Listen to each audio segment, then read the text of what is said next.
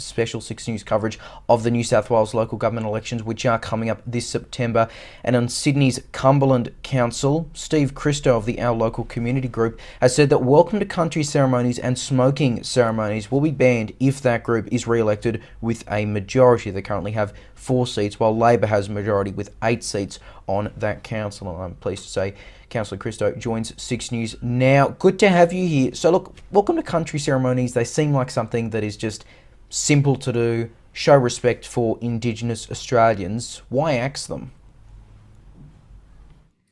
Well, look, unfortunately, they've become not so simple, and we feel that they've been overused and watered down over time and basically been shoved down a lot of people's throats. The feedback is, especially in a multicultural community as Cumberland, where 64% of the population were born overseas, that we need to have an acknowledgement that's inclusive of everybody.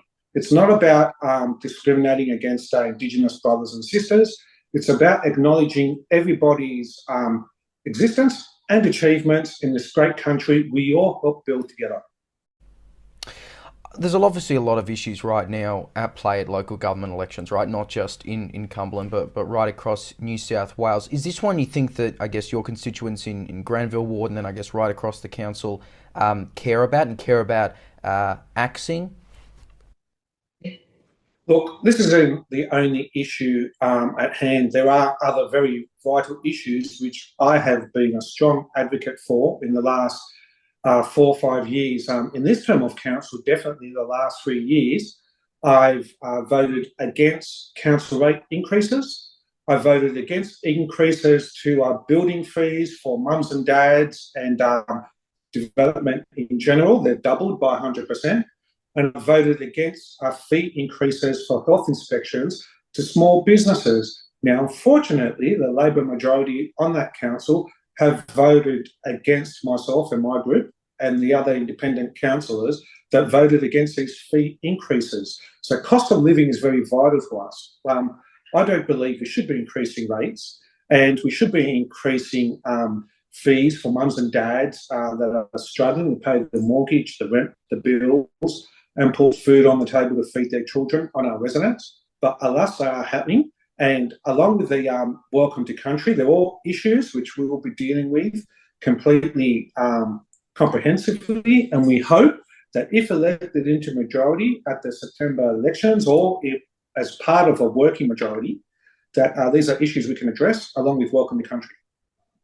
I know obviously voting is compulsory in New South Wales local elections, as it is in most of the country. But how important is it to get the message out there that, number one, there are local elections later this year, and number two, that you do have policies out there that you are wanting to put out there, and I'm sure you are wanting people to engage. And of course, it has been a pretty unusual term of local government right across the state, given of course the last elections were delayed by a year, and it's only been a 3-year term.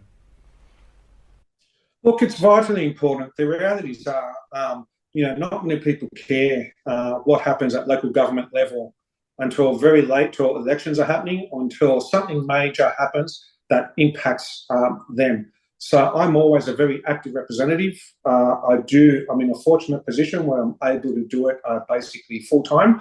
I put out a lot of correspondence, a lot of interviews face to face with my constituents, and try to help out and keep the people of Cumberland informed as much as I can. Now, just going back to welcome to countries and smoking ceremonies and your policy around axing them, I know that you've said this is your policy if OLC does get a majority. Now, as we've discussed, the composition is currently a Labor majority. How do you rate your chances?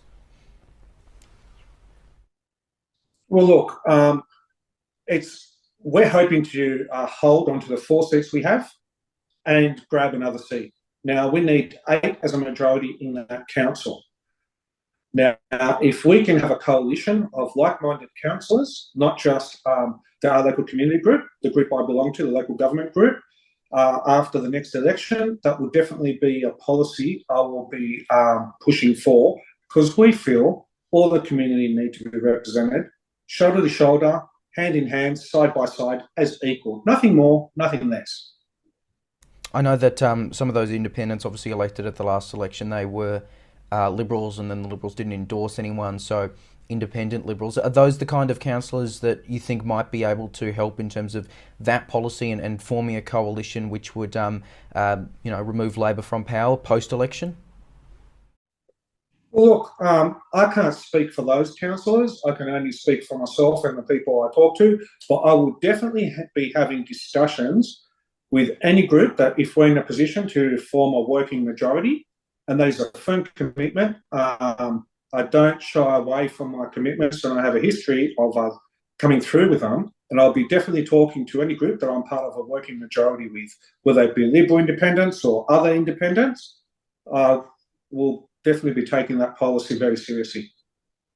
Look forward to seeing how this election unfolds, and I'm sure we'll catch up closer to September. Councillor, really appreciate your time. Thanks for joining us. Thank you.